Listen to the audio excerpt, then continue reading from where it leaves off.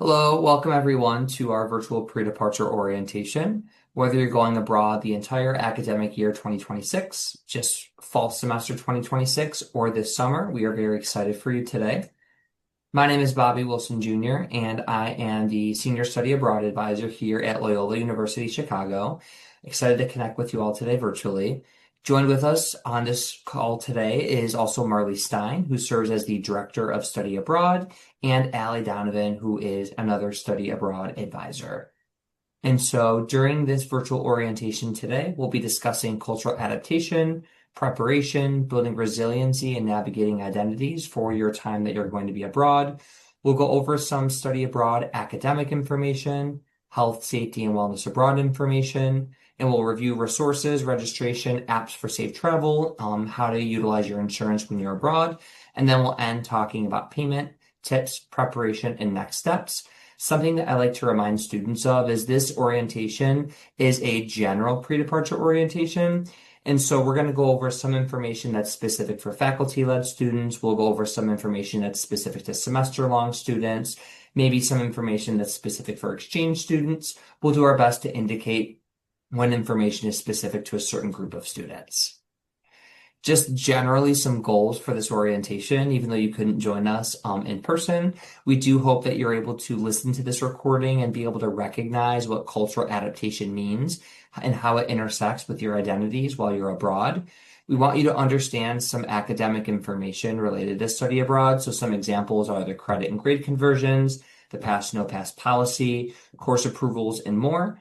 We want you to understand some of the health and safety resources for you when you're abroad, and then just feel prepared to go on your program. With that, I'm going to introduce my amazing colleague, Allie, to talk to you guys about cultural adaptation.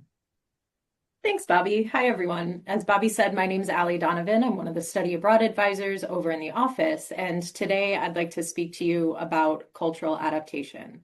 The major overview of this cultural adaptation portion of the section will be to define together cultural adaptation, what this means, and to pinpoint some of the areas in which cultural misunderstandings can occur. We want to look at what are some of the multiple phases of cultural adaptation that are likely to take place as you go abroad. And we'll talk about tips for managing the cultural adaptation process and some suggestions for building your intercultural competence. So to kick things off, what I'm going to ask you to do, you may want to pause the video for a moment and maybe jot down some ideas or reflect on what culture means to you. What is this definition of culture, and what are some symbols that you see of culture? For the purposes of our presentation today, we're going to talk about culture as the shared patterns of behaviors and interactions, cognitive constructs, and affective understanding that are learned through a process of socialization. Ultimately, we're talking about this collective mental programming of the human mind that might distinguish one group of people from another. With this definition, we certainly don't wish to imply that everyone in a given society has been programmed the same way. Of course, differences among the values of individuals can be vast. However, we do observe large-scale patterns, and we do recognize that many of us are very strongly influenced by social control. And as such, that can manifest in these shared patterns, which can identify members of one certain cultural group, while also distinguishing those from others. When we try to understand culture, we might analyze it within a few different dimensions and look at the ways that different cultures might view different aspects. We could look at something like this graphic here. Actually, if you note down below, this is coming from a culture factor country comparison tool, if you'd like to check this out. As we look at this, we can kind of try to break down differences in culture that might exist across different countries. So we can start by looking at some of these different aspects, like something, say, power distance. If we're talking about something like power distance, we're looking really at the extent to which the less powerful members of an institution or a society kind of expect and accept an unequal distribution of power. If we're looking at this within the US scores pretty low in this dimension. Our culture tends not to gravitate toward hierarchy. We place a lot of value in participation from all voices, from all ranks. Even if you look at our language, we don't have even a lot of like linguistic markers that might mark when we're speaking to somebody of a higher power status or a lower power status. And so if a student is studying abroad and going to a country, say Germany, with somewhat similar views on power distance, they might not notice a big cultural shift. However, if a student's going abroad to a place in which the culture is marked by more power distance, like say a South Korea, a student might notice a lot more, say, rigidity in things like adherence to hierarchy, adherence to order, right? So this depends not only on the dimension that we're analyzing the different cultural aspects, but it also depends on what cultures we're comparing. We can also look at things like individualism, like the degree of interdependence that a society maintains amongst its members. Does identity come formed more by the concept of I or more by the concept of, say, we? We can look at things like attitudes toward achievement, attitudes toward success, right? To what extent is this driven by competition, things like a winner and loser mentality, or to what extent do things like success get defined more as quality of life? Can look at things like uncertainty avoidance, the extent to which a different culture might be tolerant of or threatened by ambiguous or unknown situations. Things like long-term orientation, attitudes toward indulgence or restraint. All of these different markers can present a clearer picture, a more nuanced picture of what culture is. If we try to think about culture, one of the aspects or one of the comparison tools that I really like comes within a graphic that you'll often see depicting culture as being kind of like an iceberg.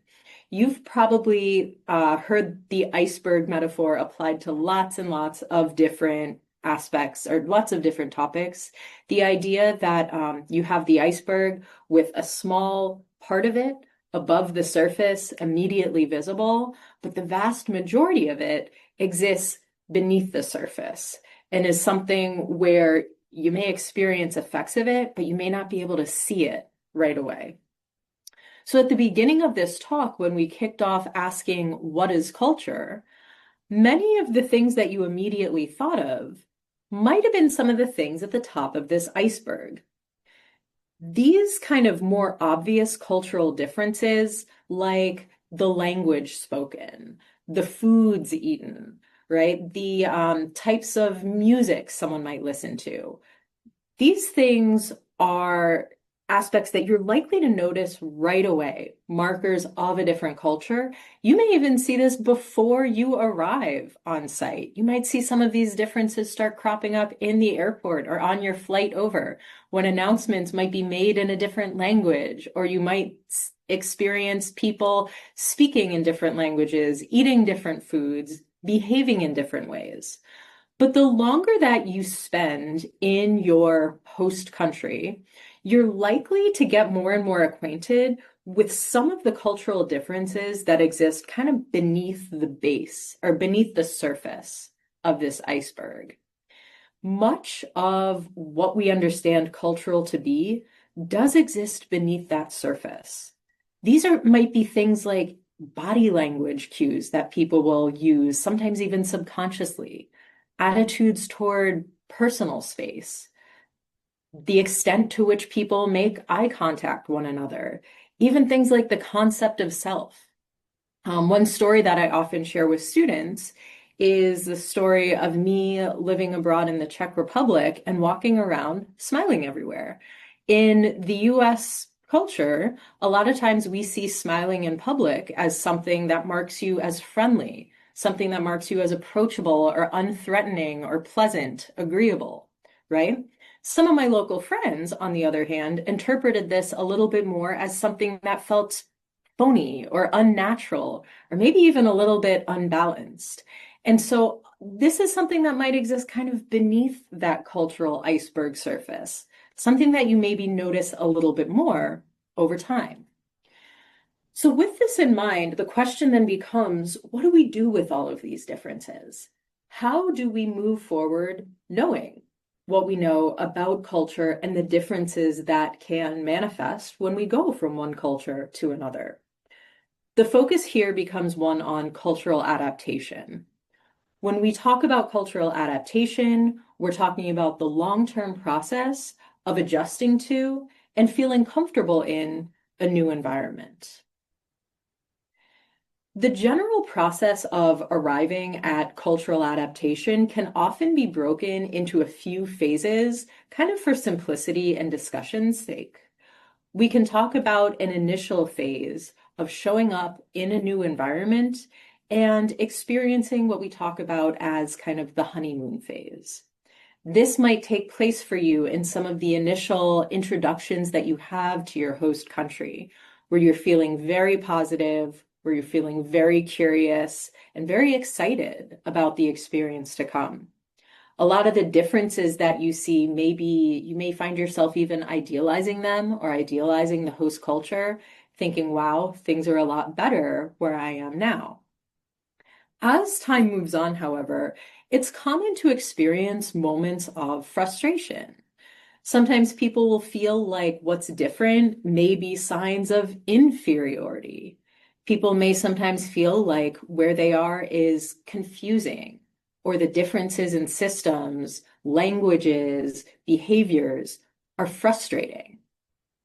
Ultimately, the aim is to reach a state that's a bit more balanced, this state of acceptance, where you may find yourself feeling a bit more relaxed and with a bit more of a balanced and objective view of your experience and some of these differences. Now, many of you may be able to think back to a time in your life where you made a big change and experienced some of this firsthand. If you imagine, if you're a student who has moved to Chicago at some point in your life, either to come to Loyola, or maybe you moved here when you were a bit younger, or if you just, for the sake of example, put your mind or kind of, put your mind into that of somebody who has just moved to Chicago, they may experience some stages like this as well. You may have in the past too. Maybe initially upon arriving to Chicago, you are enchanted by the Bean, by Navy Pier, by your first slice of deep dish pizza. But over time, you might start experiencing things like the traffic, drivers not necessarily being the most considerate, weather patterns being a bit erratic or really, really brutal, particularly in the winter. You might find yourself, or you might have found yourself in the past, missing friends or support networks that existed elsewhere. The process of acceptance might look like doing things to solve what you can and to accept what you can't. So we can't necessarily solve the problem of Chicago winter, but you may be able to do things like buy a winter coat. You might find yourself feeling like, I still miss my friends back home, continuing to connect with them while at the same time meeting new people here by doing things like joining local classes, finding opportunities to share your culture with them. These are all really valuable. Now, that said, the phases of cultural adaptation that you experience may not necessarily be as discrete as we have presented them here. On the next slide, we have more of kind of a true to life representation of some of the ups and downs that a hypothetical individual might have experienced, where even within different phases of, say, honeymoon or frustration or adaptation, there are ups, there are downs. It's not necessarily a linear process or a smooth curve. You may experience within these discrete phases having your own ups, having your own downs. In fact, you may not even be able to neatly chunk it into three discrete phases. Lastly, I want to point out that this graph also contains a fourth section, off in the right in purple, about reentry. This is an indicator that when you return to the US, you may also experience some of these cultural shifts that we're speaking about today. When there is somewhat of a mismatch between different elements of the culture you come from and the culture you're existing in, you may experience what we call cultural misunderstandings or cultural bumps. When we talk about a cultural misunderstanding or a cultural bump, we're essentially talking about a situation in which a person might have an expectation of a particular behavior, right? That expectation being formed from their own cultural background and experience, but that expectation goes unmet. Instead, due to the differences of the culture in which the person finds themselves, they might get something kind of different and kind of unexpected when interacting with individuals from this other culture. When there are miscommunications like this, they can often come from things like different cultural norms, but also language barriers as well. Many of you are going abroad to places where English is not the most widely spoken language, and where you may be operating in a language in which you're a little bit less comfortable and less confident. These types of cultural bumps due to different cultural norms or language barriers can be unpleasant and they can be challenging. However, I really encourage you to think about these as valuable learning opportunities. These are the sorts of opportunities that, while they're not always comfortable and fun, can result in a lot of cultural and linguistic growth and really help you learn. We do encourage you to ask follow-up questions and to communicate with our office if things are ever unclear, or if you'd like a little bit of help in dissecting any particular situations in which you find yourselves. Now, it is important to note that oftentimes cultural differences can be present in the classroom as well. This is, I think, particularly relevant for those of you who are going abroad and studying in a host university, maybe on an exchange program or a facilitated direct enroll through an affiliate. Academic differences can show up in the classroom as things like attitudes toward hierarchy and power distance, dictating the way students and teachers behave toward each other. Things like attitudes toward what it means to be a good teacher, a good learner, attitudes toward punctuality or rule adherence can be really different when you go from one culture to another. This might look like some of the following examples we have here. There may be different withdrawal procedures, different timelines to withdraw, or different implications. As I mentioned before, your host university may have very different attitudes toward adhering to deadlines or policies. In some cases, they may be a lot more rigid, where a deadline may be hard, fast, and unforgiving. Things like guidance from or access to professors may be different, and in some situations, maybe less. There may be more of an emphasis on individual assessments, say one exam to determine your grade, or a smaller number of assessments to determine a grade. Grade conversion scales do exist if you are in a location where the grading is not on the 4.0 A through F scale.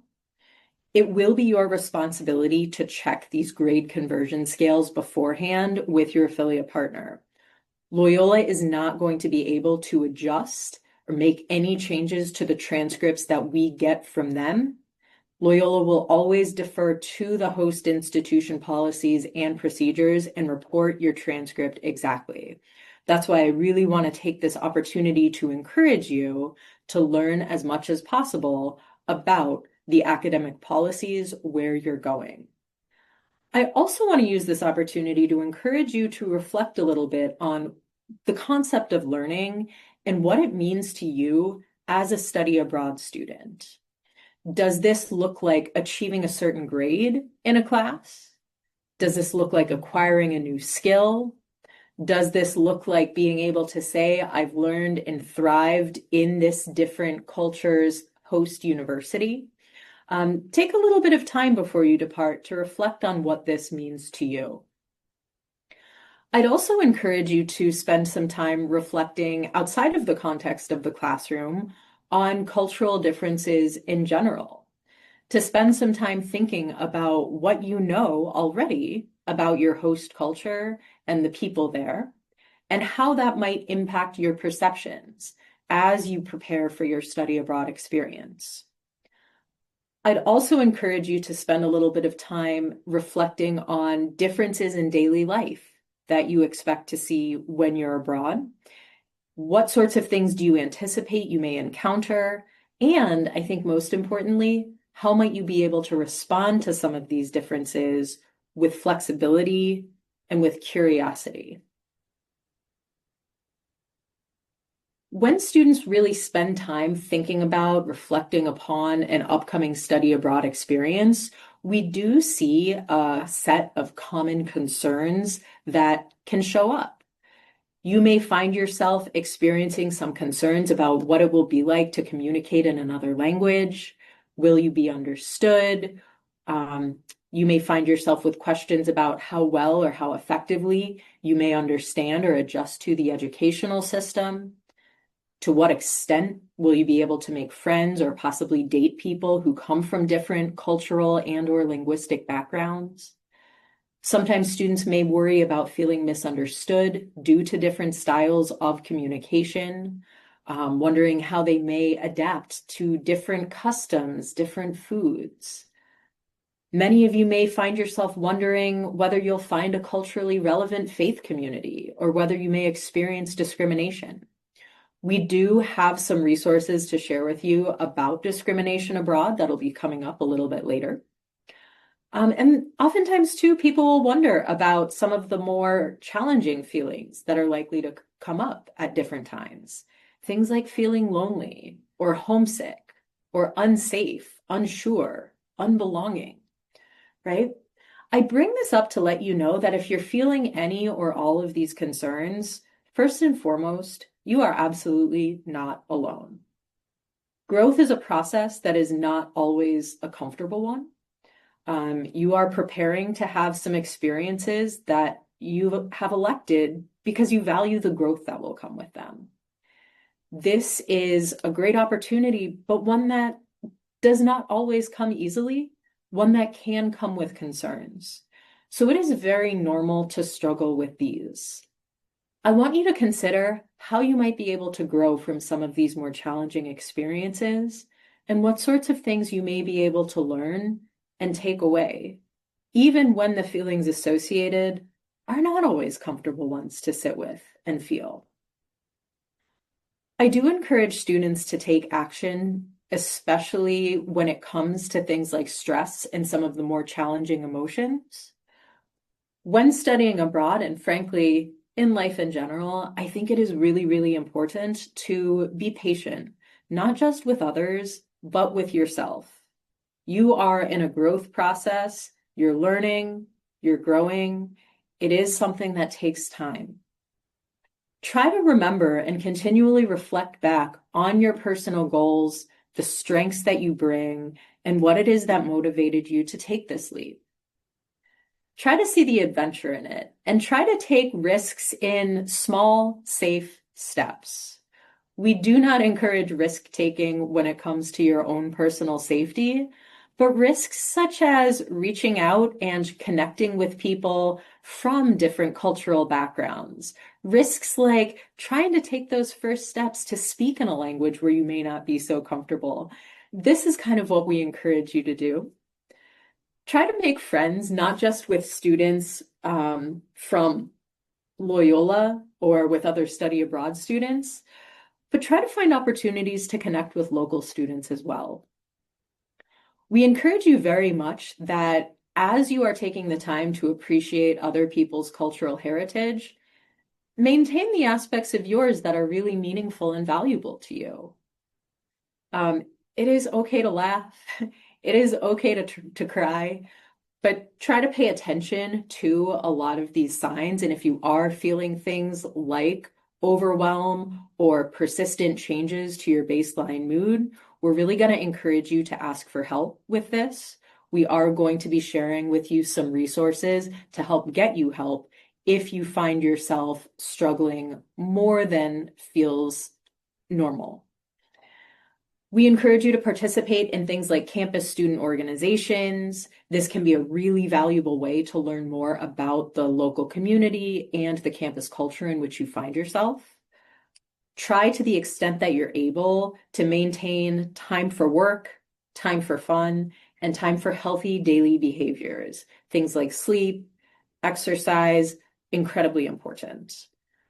To the extent that you can, try to set up good time management systems so that you do not find yourself getting overwhelmed by the different tasks as they all start coming together.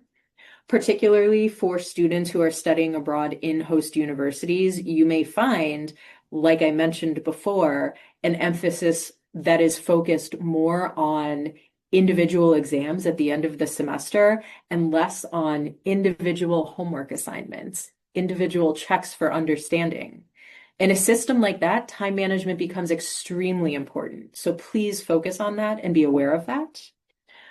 Pay attention to the stressors you feel. Try to deal with them as they arise rather than letting them build and build and accumulate. Exercise is a really great strategy for this. It can make endorphins, keep you a bit healthier and a bit happier. And again, we will be sharing with you some resources that you will be able to ask for help when needed. So these are some of the suggestions that I leave you with today when considering your stress management. At this time, I'm going to turn things over to Marley Stein, who will tell you a bit more about building resiliency and navigating your identities while abroad. Hi, everybody. Thanks so much for letting us chat with you today.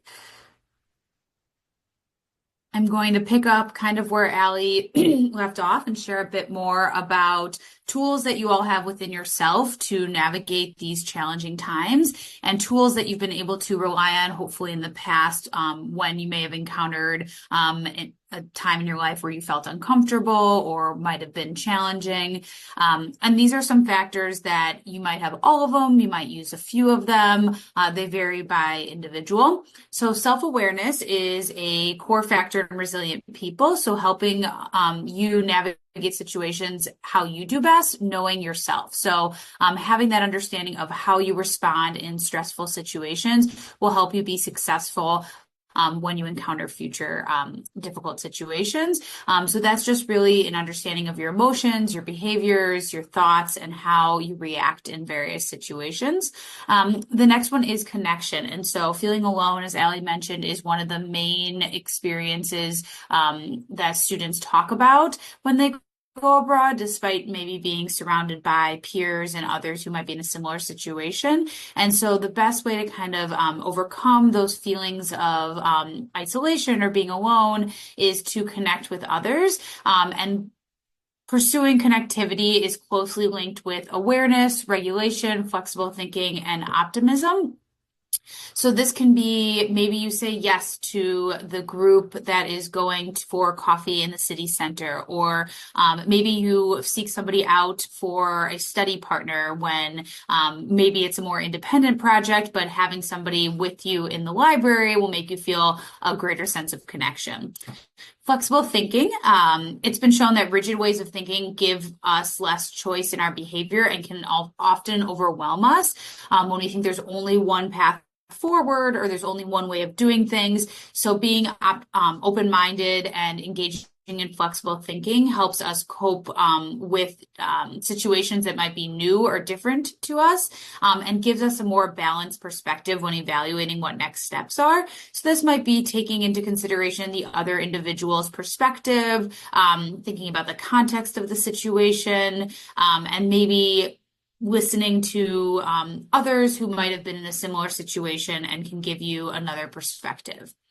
The next is self-regulation. So that's the ability to kind of know when you are at a point of distress. This is kind of closely related to self-awareness as well.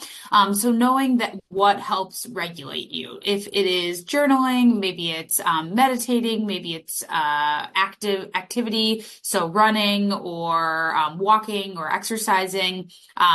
Maintaining that while abroad and maintaining healthy practices will help keep you self-regulated so that you're more equipped to handle potentially stressful situations. The last is optimism. So looking at things with a glass half full perspective as opposed to a glass half empty perspective. It's been shown that optimism helps promote psychological well-being. And it's another way to kind of challenge maybe those unhelpful thoughts that might pop into your mind or those more negative thoughts, is to always try to put more of an optimistic spin on it, in hopes that that'll improve your mood and help you make more clear-headed decisions that are within your control.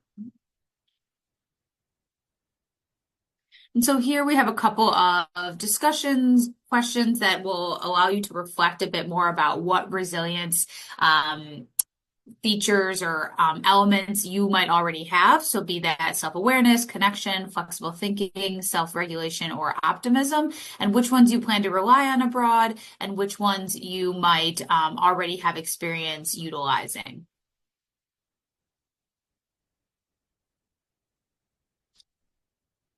Navigating your identities abroad. You will be studying abroad in a very different context than what you may have experienced here. The U.S. higher education system is very different than higher education systems in other countries. You will be studying on programs potentially with U.S. students from all over the world, with international students. So you're going to be surrounded by people with very different perspectives and backgrounds than you might have experienced before.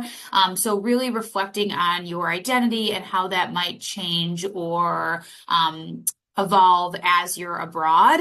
And then also not only how you might change or evolve, how you see your own personal identity or what elements of your identity you want to hold on to and be very connected to, but also others' perceptions of how your identity is perceived. So thinking about when abroad, will you be a part of any majority or minority groups while you're abroad? Understanding what your personal identities are and how the intersection of those might be influenced by studying and living in a new cultural context. Remember that different cultures have very different perspectives regarding different identities, race, religion. So do your research ahead of time to know kind of what the historical and sociological influences have been on the particular country or region of that country's perspectives on various identities and backgrounds. But it's important that while there, and I actually think this is one of the best ways to actually feel a part of where you are and to establish community, is to connect with local community groups who might have a shared identity with you. This is a great way to meet locals, find people who share similar interests and have similar values. And they can also provide you with insights and support, because likely if they have a shared identity or a shared religion or race, they've navigated some of the experiences in that particular host country prior to your arrival there. But please know that if you encounter microaggressions, racism, or harassment while abroad, please inform your on-site program staff and the Study Abroad office. That is not something that we want anybody to experience or to be tolerated. And so there are certain avenues that we can explore to help either you unpack that and understand it further, or I'll share in a moment how you can report that and take an unbiased investigation on the matter. So consider the following. How might different aspects of your identity, race, gender, sexuality, religion, socioeconomic status be perceived in your host country, and how do you plan to navigate potential cultural differences? I think it's always helpful to define yourself, how you describe your identity, and think about how it's perceived in the US, and then how that might differ abroad, and how others might view you. So I encourage you to pause for the recording for a moment, maybe jot down a few thoughts about how your identity might be impacted, your perception of your identity might be impacted from your experience abroad. So as I mentioned, if you do experience microaggressions, discrimination, sexual harassment, sexual misconduct, we do have the Office for Equity and Compliance here at Loyola, and that extends to you abroad. So this is a office that supports Loyola's comprehensive policy, which prohibits sexual misconduct and discrimination. This applies to all protected categories under state and federal civil rights laws. And even though this might occur to you abroad, you are still covered under it, and you are able to report any experience you might have to that link that is down here at the OEC. And then if you choose to take action, they will launch an unbiased investigation as to what happened as well. Thank you, Marley, for the information. I'm here to talk to you guys now about academic information and registration. Keep in mind, some of this information may be relevant for exchange students. Some of it may be relevant for faculty-led students. I will be doing my best to just distinguish when the information is relevant to like specific groups of students that are studying abroad. And so today I'll be talking to you guys about the course approval process. We'll be talking about study abroad grades, credit, and withdrawals.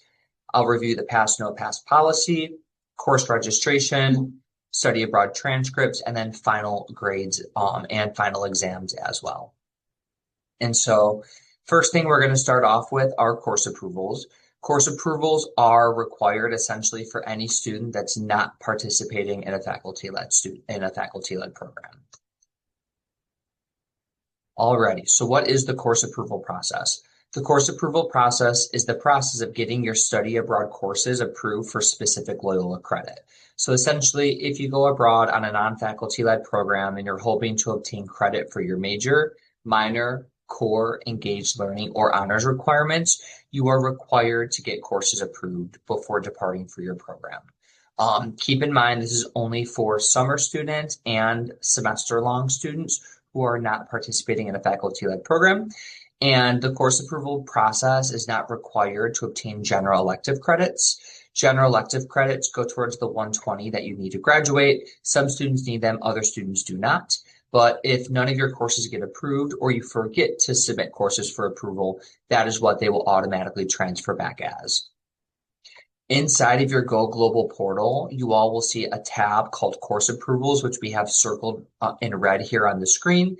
That is where the software exists to actually submit your courses for approval. Once you click on that, we have some videos embedded that will help you through the process. We have some instructions as well. And then again, that's where the software lives. So that's actually where you'll submit your study abroad courses for Loyola credit. Just some general information regarding course approvals. Course approvals are different than course registration. My general recommendation is to do your course approvals before your registration. And that way, when you actually register for your courses, you know that if you register for a certain course, you understand how it'll transfer back to Loyola Chicago. Keep in mind that you do not have to register for every course that you get approved in your portal. It's just going to help you understand if you do decide to enroll in a course abroad, how it would transfer back to Loyola Chicago after your program. As a reminder, courses that you don't submit will transfer back as general elective credits.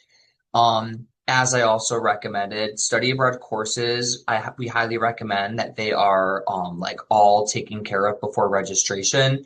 They're actually due before you depart, but again, the recommendation is to do that before registration.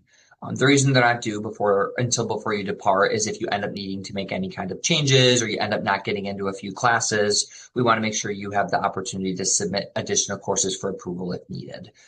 My general recommendation is to try to get 6 to 10 courses approved in your portal. Again, you don't have to register for 6 to 10 courses, but that's going to allow you the most flexibility when crafting your schedule when it comes to study abroad. So getting 6 to 10 courses approved is definitely ideal. Study abroad grades, credits, and course withdrawals. And so when you are abroad, the courses that you take will automatically default to letter grades.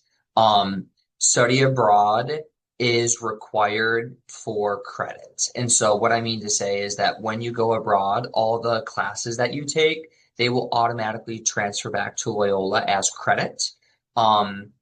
There are some rare circumstances that a course abroad is only offered as pass, no pass. If you do find yourself in this situation, you need to inform your study abroad advisor before departure, and we're going to talk more about this in a few slides. If you are going abroad for the fall semester or the academic year, you need to be enrolled full-time when you're abroad. This is a minimum of 12 US credits. If you enroll in less than 12 credits, there are ramifications on your financial aid, your degree plan, and more. So make sure you're staying enrolled at least full-time. If you're participating on an exchange program, make sure you understand the foreign university credit and grade conversion. So, for example, if you're going to a European exchange program, very likely the credits that you're taking are not US credits. Very likely the grades that you're obtaining are not on a 4.0 GPA scale. So you want to make sure you understand how all of those will convert back to Loyola Chicago. So make sure you understand the foreign university credit and grade conversion. We have that linked on our website, and it's also in your Go Global portal. If you're not sure where to find it, reach out to your study abroad advisor. If you are participating on an affiliate program, the affiliate programs are programs like IES Abroad, API, USAC, SITE. What else? ISEP is another one. SFS is another one. So if you find yourself participating on a affiliate program, make sure you understand the credit and grade conversion as well. The affiliate partner will be able to give that information to you. It's very important that you understand this because your locus record is going to reflect exactly as your study abroad transcript appears. We cannot alter it. So that way, we want to make sure that you understand exactly how it's going to transfer back. Because after your program, once we get the transcript, that grade is finalized and there'll be nothing that we can do if you are unhappy with the conversion or with your grade. So make sure you understand that ahead of time. Be sure to visit our academic policies and procedures page on our website, and then be your own advocate and stay on top of your academics. That's very important when you are abroad. Regarding course withdrawals, this is very important. So if you are abroad and you end up withdrawing from a course, you want to be 100% sure that you correctly withdrew from the course. I want to give you guys an example of something that's happened before. Student is abroad, decides they don't want to take a course anymore. They just email their professor saying, "Hi, I'm not going to come to class anymore. I'm going to take a different class instead." Professor says, "Okay, see ya." Well, that student didn't correctly follow the withdrawal policy, and then they ended up getting an F in the class, and then that ended up, being on the transcript, and then that counted towards their Loyola GPA. So if you end up withdrawing from a course abroad, you need to work directly with the affiliate partner or the exchange university just to make sure that you correctly withdrew from the course. Keep in mind as well that add and drop periods abroad do not match the dates of Loyola, so be sure to work with the host university or affiliate partner to understand when exactly those are. Pass, no pass. So let me preface by saying when you're abroad, as a reminder, all of your grades will automatically transfer back to Loyola as letter grades. All of your credits will automatically come back, towards credits. But if you are abroad and you would like for your grades to come back as pass, no pass, you are required to submit a request in Locus to do this.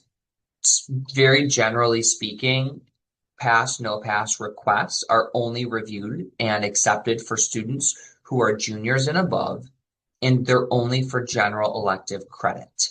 And so if you are a junior or senior and you want to take a class for pass, no pass, and the classes for general elective credits, you can log into Locus, you can click on online forms and help, and then you can access the pass, no pass undergraduate request form. It's very important that you remember that this form must be submitted within the first 2 weeks of the program for all students who are going during a semester, and it has to be submitted within the first week for all students participating on a summer program. This is for faculty-led programs, this is for exchanges, this is for every single student that is going abroad. If you have questions about the pass, no pass request form, you need to work directly with your academic advisor. And then once you fill out the pass, no pass request form, and if it's approved, your academic advisor needs to email a copy of the request form to the email address that's on the screen, saotranscripts@luc.edu. Again, if you have questions about the pass no pass policy, if you want to know the status of a request, or if you want to know if you're eligible to take a class as pass no pass, please work directly with your academic advisor. This is a visual of what the form looks like. And so you'll fill this form out for every class that you hope to take as pass no pass. Study abroad registration. Okay, so if you are a faculty-led student, you should have already been enrolled in your course. And so if you log into your Locus account, you will actually see that you are enrolled in the course. If this is not true for you, please contact your study abroad advisor. Regarding summer programs for non-faculty-led students, all students should have already been registered in the study abroad placeholder course. So when you log into your Locus account, you'll see that you're in a study abroad placeholder course. This placeholder course is what keeps you enrolled as a Loyola student during the time in which you're abroad and you're not technically on Loyola campus. If you did not complete the credit questionnaire in your Go Global portal, you will be defaulted to 3 credit hours in Locus when you are abroad. This does not necessarily reflect how many credits you're going to obtain. This just is what, again, is keeping you enrolled as a full-time Loyola student. Once we get your transcript, that will update from 3 credits and either remain at 3 credits, or if you took more, it would then be adjusted. Please be sure to contact the host university or partner abroad as soon as possible to understand how you enroll in courses abroad. All non-faculty-led students enroll in courses directly with the partner or the affiliate school. You're not enrolling with Loyola Chicago. So just make sure you understand that and do that as soon as possible. For fall and academic year students, something to do as soon as possible is to contact the host institution or partner to make sure you also understand how to enroll in your courses. Because again, you're not enrolling with Loyola Chicago, you're enrolling directly with the school abroad. Before July 1st, please indicate in your Go Global portal how many credits you're planning to take when you're abroad. As a reminder, you're required to take a minimum of 12 US credits. If you have any holds on your account, or if you have not committed to your program, you absolutely need to do so before July 1st, because July 1st is when we're going to register you.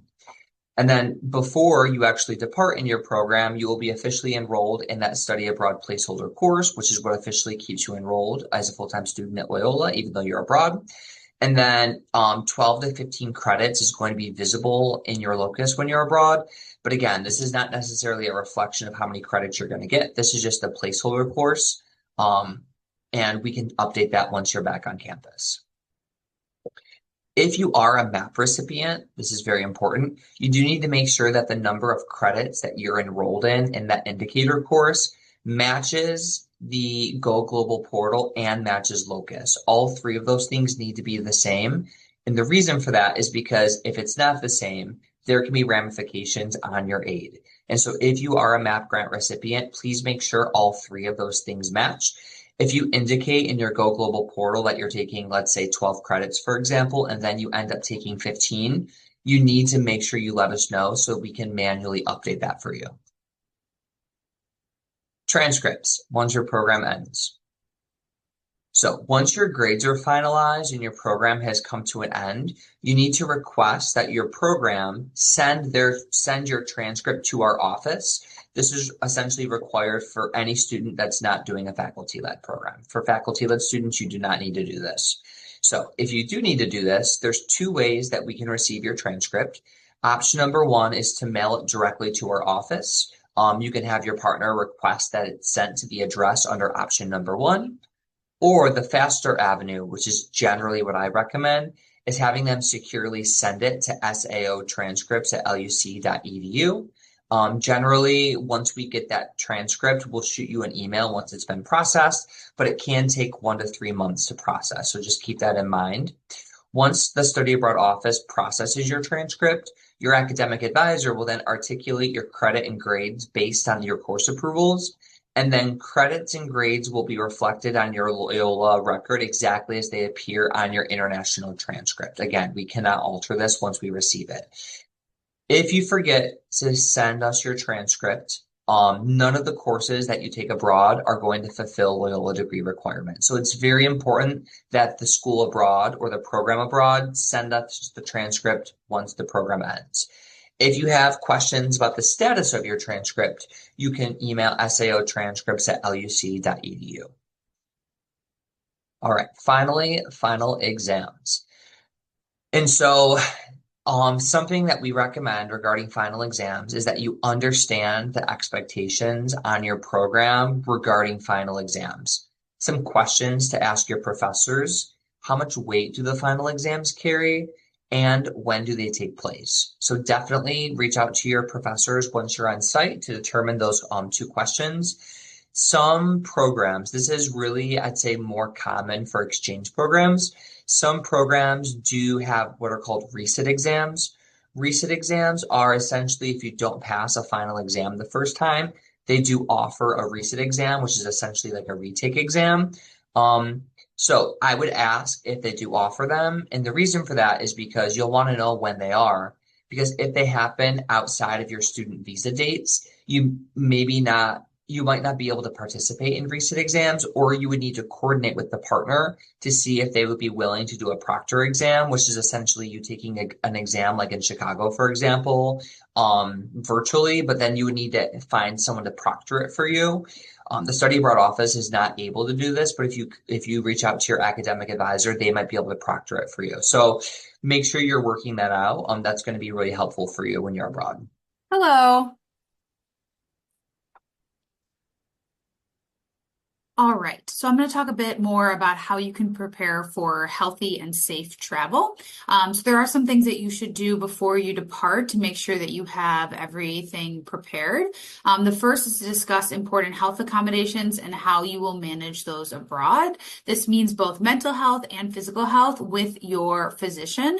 Your physician will give you guidance on how to maintain healthy practices abroad, and also if there's any prescriptions that you'll need while abroad, they'll be able to prescribe that for you. I recommend that you ensure you have enough to sustain you for the full duration of the program, if that is possible. It is possible to get prescriptions in country wherever you might be going, but it might be more difficult, and it's also something that could cause some stress. So it's better to have that all prepared with you beforehand and continue to keep up any physical or mental health needs while abroad as well. Make sure that you have the medical name of your prescriptions with you in case you need to try and obtain those while abroad. Also, when traveling with medications, you'll want to have the prescription with you or a letter from a physician. The prescription usually comes on the outside of the bottle, so as long as you keep it within its original packaging, you should be fine. But there are certain medications that do require an additional letter from a physician. You'll want to consult the CDC website. It has a profile for every single country you might be going to or traveling to, and they'll give you guidance not only on any necessary immunizations you might need for that particular destination, but also what the stipulations are regarding traveling with prescription medication, obtaining prescription medication, and kind of what is and isn't prohibited within that country. The Wellness Center can also help you prepare for healthy travel. They have a variety of different both individual and group wellness center activities and appointments. So please look at their website for what might be best for you. And they also are available to help support you upon return as well.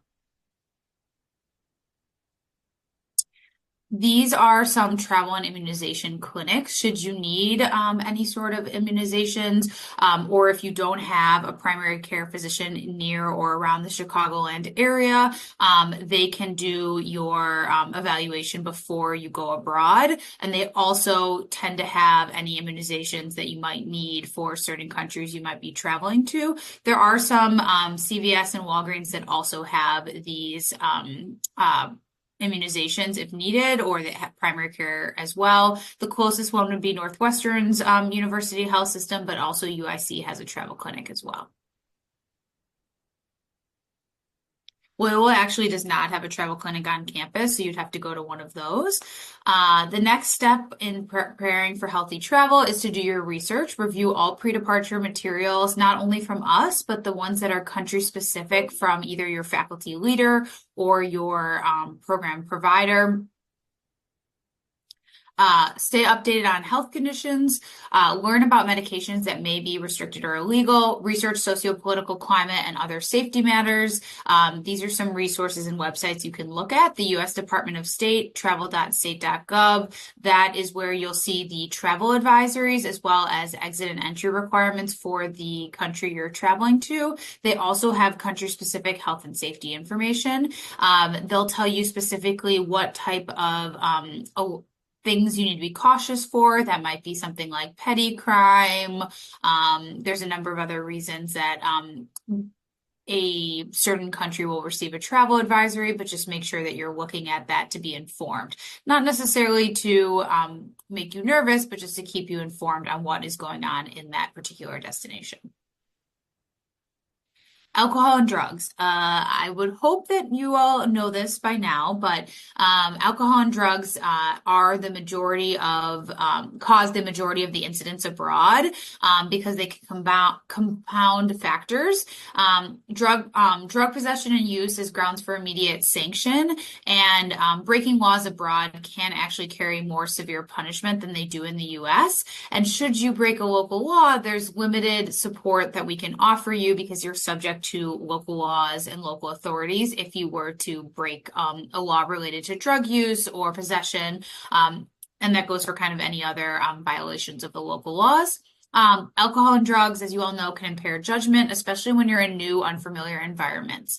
You all will likely be of legal drinking age in the country you're studying and be able to consume alcohol. It's important that you use good judgment if consuming alcohol. So if you're in a new space, you don't know the area around you, maybe abstain until you feel more comfortable. If you are going to consume alcohol, make sure you do so in moderation and you do so amongst your peers because your peers will be able to keep an extra eye out for you. If you do see one of your peers abusing or misusing alcohol, please don't stay silent. Let your on-site staff know so they can step in and support. It's usually indicative of something else that they might be struggling with. Look out for one another and keep each other safe. Also, make sure that you're mindful of others who might put something in your drink. So make sure if you are out, always cover your drink, regardless of if it's an alcoholic beverage.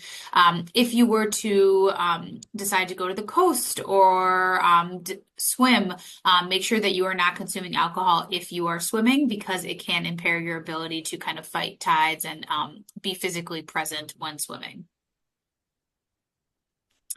One other thing I forgot to mention on the alcohol slide is that alcohol is not permitted during program time or in program housing.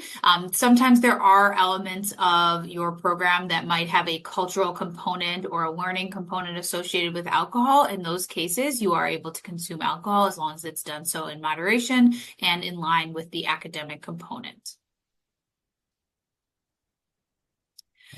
Use common sense abroad. These are just some safety tips to consider. Some of them I've already mentioned, so I'm just going to highlight a few.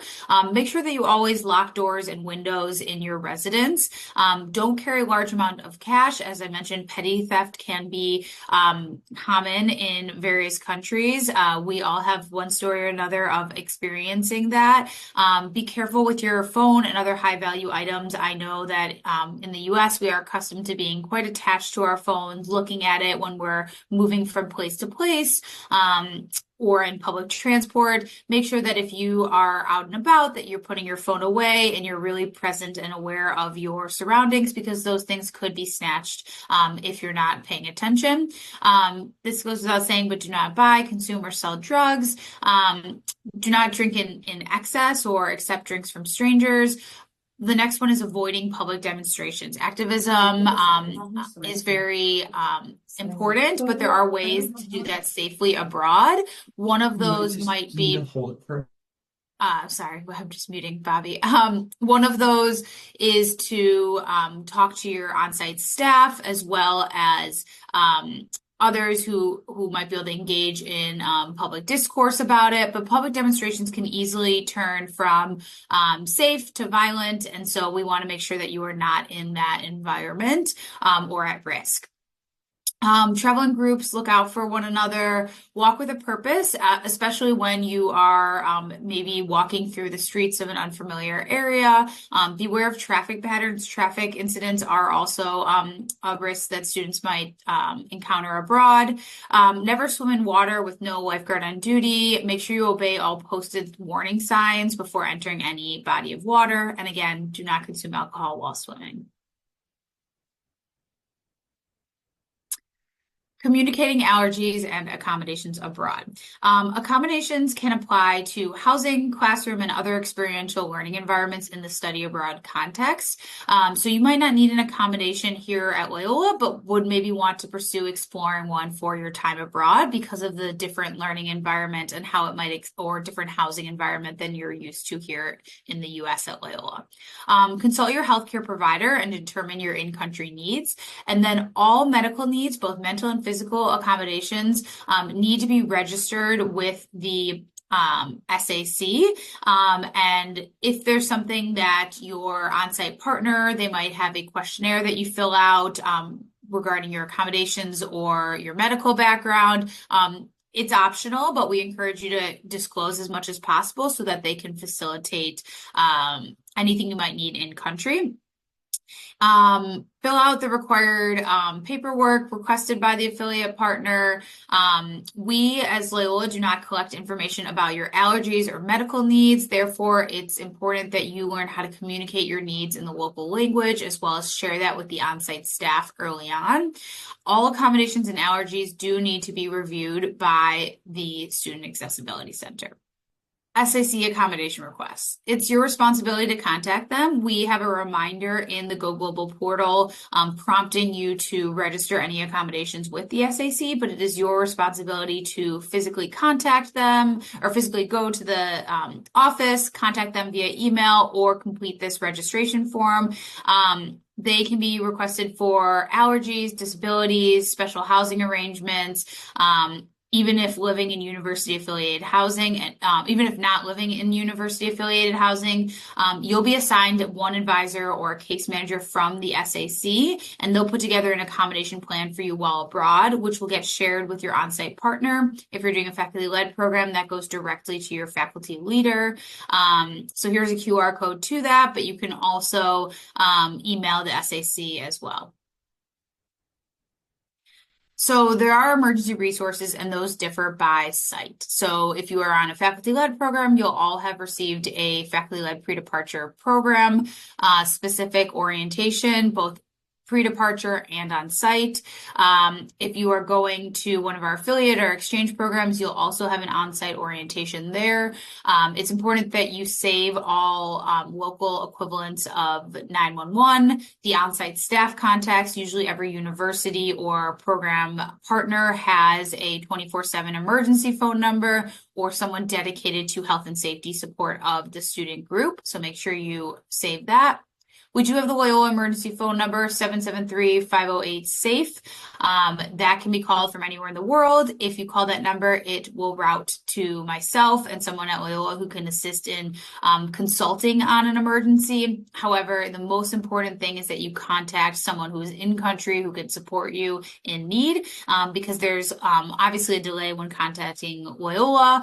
We're really here to help you deal with the aftermath and support you with any questions you might have. The AXA emergency phone number, so if you have a particular incident and you're looking for a doctor or just don't know where to go, you can always look it up in your CISI insurance portal, but this is an easy way for them to connect you and help you get to where you need to go in the event of an emergency. It's on the back of your CISI card, which I will go into now. Once you're enrolled, you will receive an email from CISI Enrollments. That's the email you'll see it from, with a specific subject line, CISI Materials. Those materials will include your insurance ID card, your policy brochure, your claim form, and link to download the app and your CISI login. This is an example of what the ID card that you'll get is. You will see on the bottom of the right-hand side of it, of the back of the card, the AXA number. You should print this out and carry it with you at all times. It's just helpful so you can have this quickly on hand. Some people take a picture of it and have it on their phone as well. This is what the app looks like. The reason for the app is twofold. The first is that you can look up providers in the app. So if you're searching for a particular doctor that you might need, you'll want to come in here and search. You can also search for English-speaking doctors or nurses or practitioners. You'll see in the app two different types of insurance providers. One is preferred and one is non-preferred. Both of them are going to be covered under your CISI insurance. However, preferred means that there's a direct billing agreement set up between the insurance provider and the hospital or the doctor, so you don't have to pay anything out of pocket. Non-preferred simply means that you will seek medical services, and then after the fact, you'll apply using that claim form that was attached on that initial email for reimbursement. This is the CISI travel portal. It can do all the same things as the app. The one thing that you might want to utilize the CISI app and the portal for is if you're doing your own independent international travel. We register students for CISI, which in addition to providing a network of doctors and nurses and practitioners, CISI also gives alerts based on in-country crises or in-country emergencies, but it's going to be based on where you're studying. So if you're studying in Spain, it's going to give you alerts related to the specific city in Spain that you might be studying, and some regional or country-specific alerts. However, if you decide to hop over to Italy, it's not going to know you're in Italy.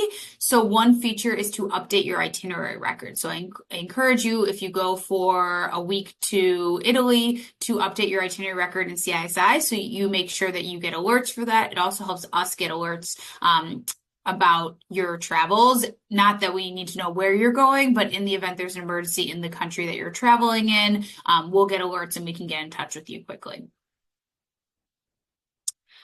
So using CISI abroad. So if it's a minor illness, make sure you just let your on-site staff know. There's not really a rush to locate a provider, but you do have some time to look through the network of providers and find someone that might be able to give you the care that you are looking for. Be prepared. You may have to pay for services up front if you choose a non-preferred provider, but you'll be able to submit a claim for reimbursement. They are pretty comprehensive, so I encourage you to utilize CISI if you need it. If it's a major illness, yes, you want to kind of simultaneously open a case and alert CISI so they can assist in facilitating your care. However, the most important thing is that you seek medical help without delay, and you do so by calling the local equivalent of 911 and or contacting the on-site staff emergency phone. Update your study abroad office when it's possible, when it's relevant, or you can ask someone on site to notify the study abroad office or your emergency contact on your behalf. As long as you designate that they can contact your emergency contact, they're happy to do so. There are 3 behavioral mental health telehealth appointments included in the coverage. So if you need mental health support or any sort of telehealth support, they'll do up to 3 and then refer you based on the situation/need after those 3, or maybe it's after 1 if that's needed. So I'm going to go over some resources, registrations, and apps for safe travel. These are mandatory apps and registrations. I spoke a little bit about the CISI Traveler app and why it's important that you update your itinerary record with them. The next is Alert Traveler, which is another feature that allows you to get alerts based on ongoing issues or evolving issues in the country that you are studying in. Everybody has access to Loyola, the Alert Traveler app. If you're studying abroad, it is required that you download and register with the app, but there's an added feature that's not required but highly encouraged. That's the geolocation service. So as I mentioned, CISI is limited based on where you register, so it's static. But Alert Traveler allows us to actually see where you are in the event of an emergency and check in with you. So if there's an emergency, we'll send a push notification out to all students requesting that they check in. If they don't check in, or once we initiate that, we actually can see where you are if you activated the geolocation services. We're not looking on a daily basis. We're only able to see where you are if there's an emergency, and we send that push notification requesting the check-in to you. So this is an option for you to just download the app right now, get prepared for that. The next is Smart Traveler Enrollment Program. This is through the U.S. government. It's called STEP for short. Another option for you to get alerts on what's going on in the country. This is coming instead from an insurance provider or a geolocation perspective. It's coming from the U.S. government. If there needs to be a large-scale evacuation, it's helpful that the U.S. government knows where its U.S. citizens are, and they can help support you in an emergency like a natural disaster, civil unrest, or maybe even a family emergency. This is required, so please make sure that you complete the STEP registration before you go abroad.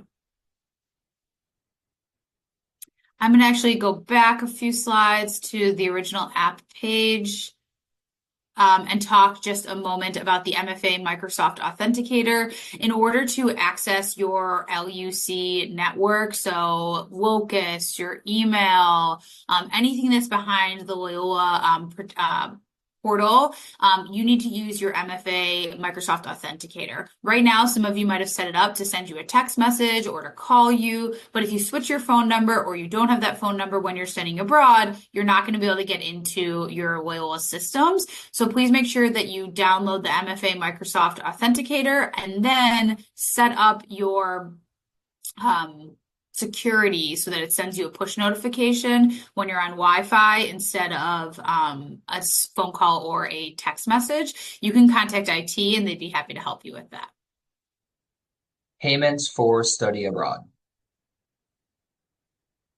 And so feel free to pause this video momentarily if you are participating on a summer study abroad program. Here lives information about payment and billing, including, where things are getting charged and the amount of what's being charged as well. So please feel free to take a second if you are a summer student to review this slide.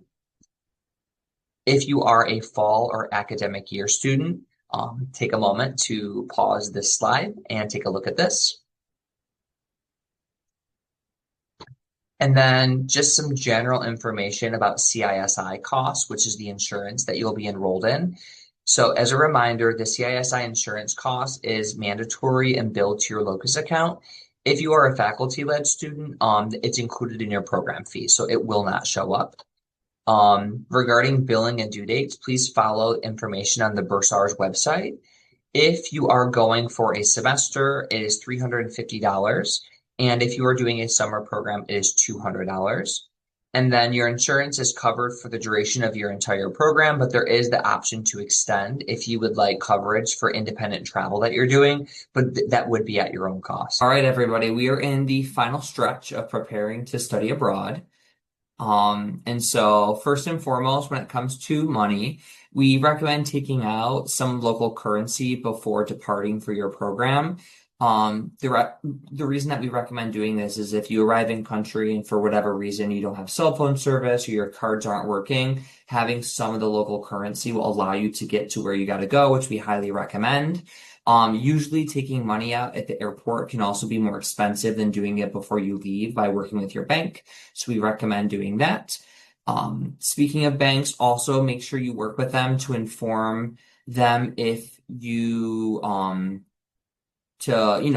inform them if you need to make any kind of changes or edits to your current bank or credit cards. Sometimes it's just as simple as like giving them a travel advisory just so that they know that there's no like purchases that are being made that are of I can't talk. I'm going to do this slide. Also, Allie, you can go if you want because it's just me. Okay. Peace out. See you Yeah. later. Bye.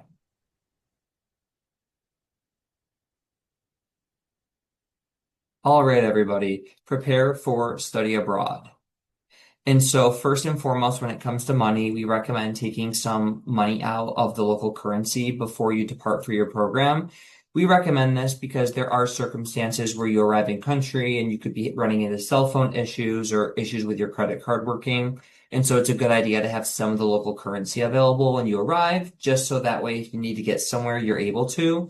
In addition, if you want to take local currency out, most banks do this. And the conversion rate at most US banks is better than at the airport as well. So you can save yourself some money by doing that. In addition, we also recommend contacting your bank and credit card companies to let them know of your travel plans, just in case they think there's some kind of unauthorized purchase. We wouldn't want your card to get declined when you're abroad, and letting them know ahead of time is a good way to prevent that from happening. We also recommend that you do an inventory check of what's inside your wallet, just in case you end up losing something, you know exactly what you lost and like what you had in your wallet prior.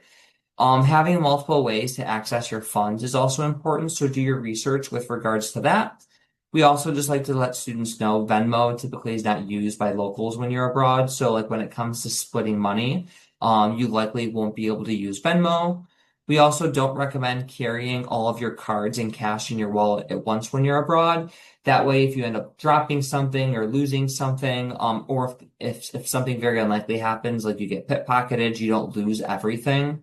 Um, we also recommend downloading a currency converter app. There's one called Wise, Wise.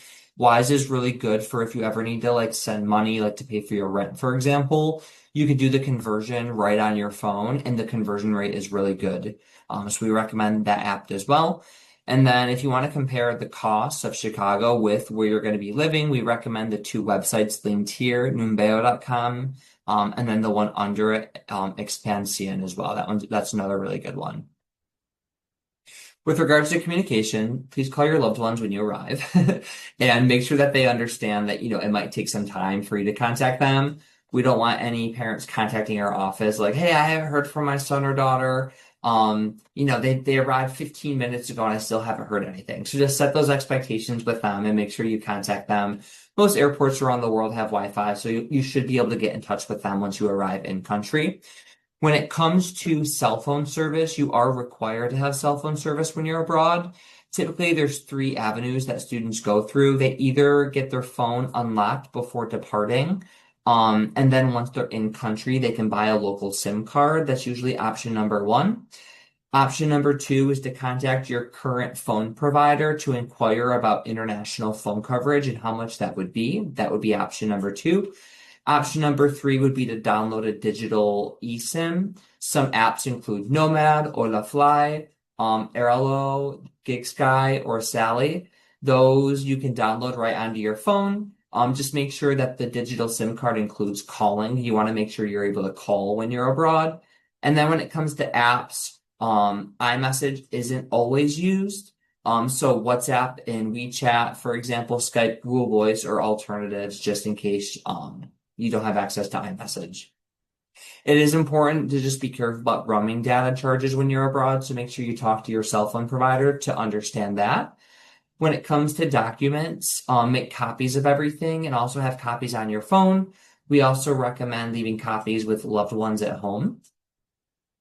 When it comes to carry-on and personal items, what to pack on your carry-on and or personal item, wallets and IDs, your airline tickets, copies of documents, cell phone charging cord and headphones.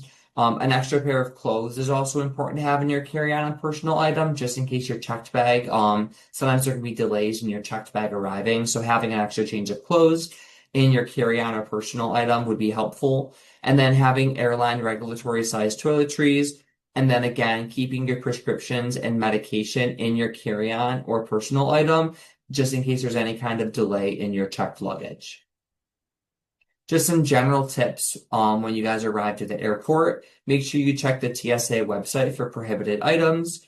consider TSA locks, which essentially are ways to ensure your safety for your items that are in your checked bag.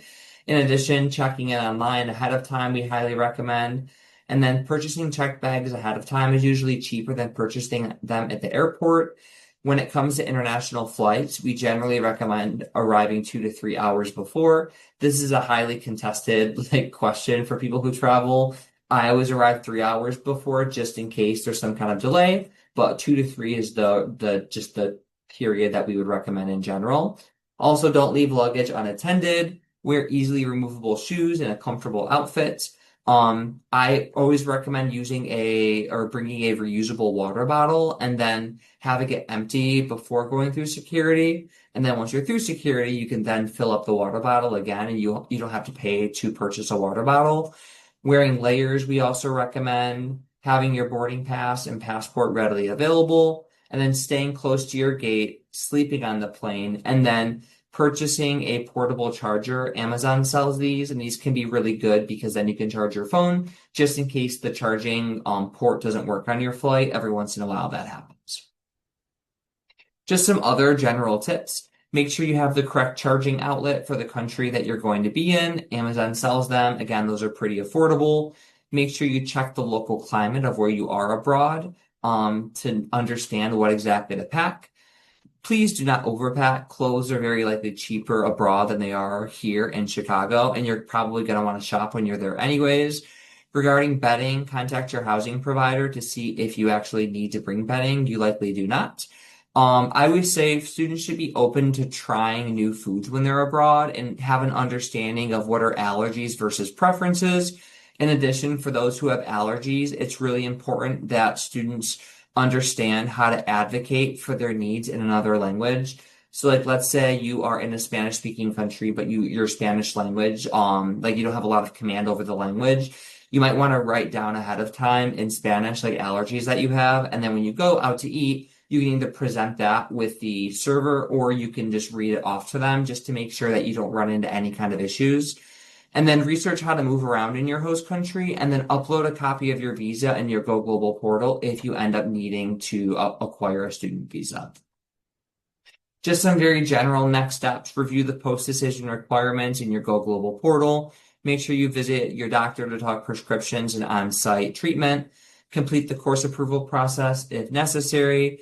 Read all pre-departure materials of your program, and then make sure you enroll in those registrations for safe travel, including STEP, Alert Traveler, and CISI. Please also follow us on social media and tag us in all your Instagram pictures at LUC Study Abroad. It has been such a pleasure to talk to you all today, and thank you so much for being here. If you have any questions, remember you always can reach out to your study abroad advisor. Have a good day, everyone. Thank you.